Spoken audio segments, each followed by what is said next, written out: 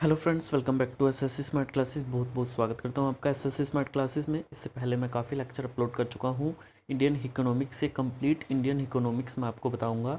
मैंने जिस तरह से आपको कंप्लीट इंडियन हिस्ट्री बताई है, बहुत ही बेस्ट नोट्स भी उसके बनाए हैं एनसीईआरटी के, और बेस्ट लेक्चर्स में से मैंने ये आप लोगों के लिए बनाया है। ठीक है, पीडीएफ भी उसकी कंप्लीट थी। इसी तरह से ये इंडियन इकोनॉमिक्स। तो आज का हमारा टॉपिक है फाइनेंस कमीशन। इसकी भी पीडीएफ जैसे ही तैयार होगी डिस्क्रिप्शन आप चेक करते रहिएगा, मैं डाल दूंगा। तो ये है आपकी जो फाइनेंस कमीशन है, कब सेटअप हुआ था? 22 नवंबर 1951 को सेटअप हुआ था। और ये पंचवर्षीय निकाय है, यानी कि 5 वर्ष के लिए ये राष्ट्रपति जो है वो इसका चयन करता है। ठीक है, इसका जो चेयरमैन होता है। तो इसका जो कार्य होता है, मेन काम क्या होता है, एक तरह से सेंटर और स्टेट के बीच में एक जो टैक्सेस का डिस्ट्रीब्यूशन ये करता है, फाइनेंशियल रिलेशनशिप ये बनाता है। तो एग्ज़ाम पॉइंट ऑफ व्यू से जो आपका क्वेश्चन बहुत ज़्यादा इंपॉर्टेंट हो जाता है वो है कि जो 14th और 15th फाइनेंस कमीशन है उसके बारे में काफ़ी इंपॉर्टेंट क्वेश्चन जो है वो आ सकते हैं। तो हमारा जो 14th फाइनेंस कमीशन है वो कौन है? उसमें जो चेयरमैन थे वो डॉक्टर वाई वी रेड्डी थे। ये 2015 से 2020 का इनका कार्यकाल रहा था। आगे मैं इनके बारे में थोड़ा सा डिटेल में बताऊंगा, ठीक है, कि क्या इनका काम होता है।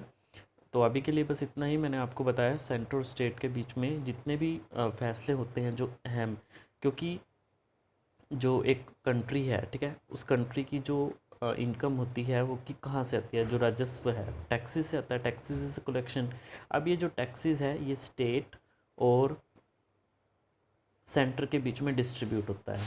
तो ये बेसिकली रिकमेंड करता है कि स्टेट और सेंटर के बीच में वो किस रेशो में डिस्ट्रीब्यूट होना चाहिए, किसको कितनी ज़रूरत है। तो वो ये सब जो है वो करता है। और इसका जो ईयर ऑफ एस्टेब्लिशमेंट था, ये जो 14th फाइनेंस कमीशन है ये 2013 में हुआ था। ठीक है, तो उसके बाद देखिए 15th फाइनेंस कमीशन जो था वो था हमारा एन के सिंह को नियुक्त किया गया है। ये 2020 से लेके 25 तक बना है। अगर ऐसा लगे, यहाँ पे पढ़ते हैं, देखिए वित्त आयोग का जो गठन है वो कौन करता है? वो राष्ट्रपति करता है।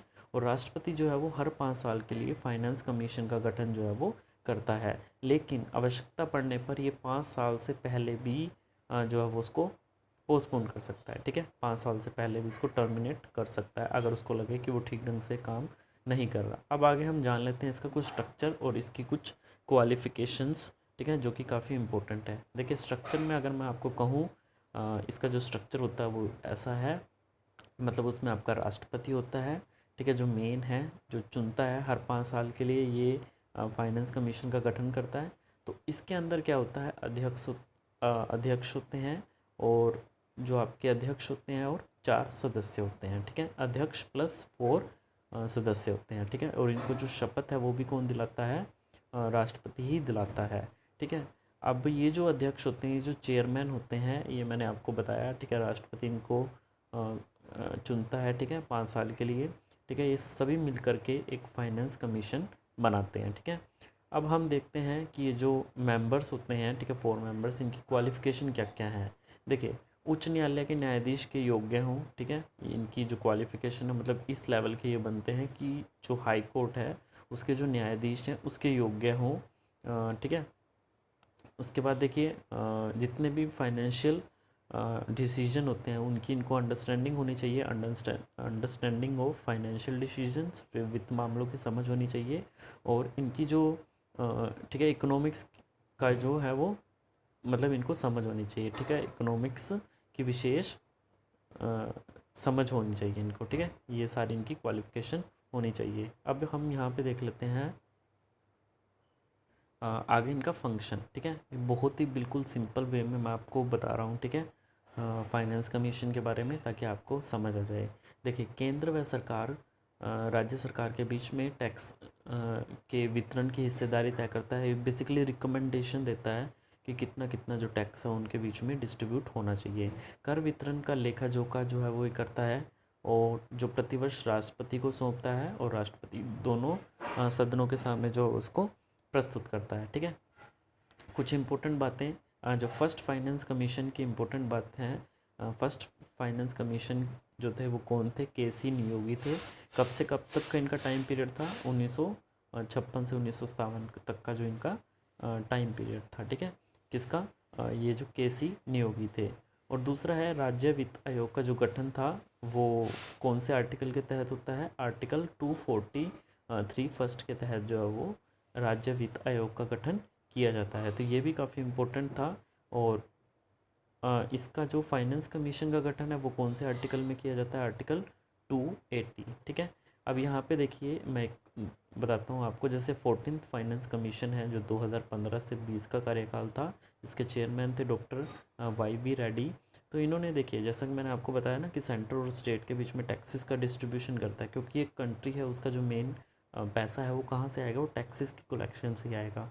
अब वो स्टेट और सेंटर मतलब जब भी इसको लगेगा कि भाई ये जो टैक्स है वो स्टेट को ज़्यादा जाना चाहिए, स्टेट को ज़्यादा ज़रूरत है, तो फिर ये रेशो बढ़ा भी सकता है।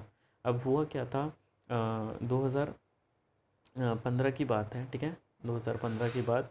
तो जिस टाइम पे मतलब ये मोदी सरकार बनी थी तो उस टाइम पे एक स्टेट को एलोकेशन की गई थी कि 32% बटेगा, ठीक है, और सेंटर को बाकी जाएगा, ठीक है। तो फिर डॉक्टर ये जो YB रेड्डी हैं इनकी रिकमेंडेशन के ऊपर इन्होंने कहा कि नहीं स्टेट को ज़्यादा जाना चाहिए, तो स्टेट को 32 से 42% शेयर दिया गया था, ठीक है, इनकी रिकमेंडेशन पे। इनिशियली वो 32% था, मैं दिखा देता हूँ आपको। जैसे कि आप यहाँ देख सकते हो 42% of the resources to the state and centre except finance commission report, ठीक है। यहाँ पे आपने देखी,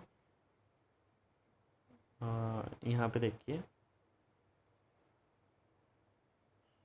देखिए the 14 finance commission for increasing share in the states of central taxes to 42%. The commission recommended increase in the share of state in the central tax revenue from 32 to 40%. The single largest increase ever recommended. The recommendation which the government will likely accept will give more power to states in determining how they spend this money, ठीक है। तो hope ये video आपको अच्छी लगी होगी, तो please like और सब्सक्राइब ज़रूर कर दीजिएगा, धन्यवाद। और डिस्क्रिप्शन में लिंक है, वहाँ पे जाके आप प्लेलिस्ट में बाकी वीडियोस भी देख सकते हैं।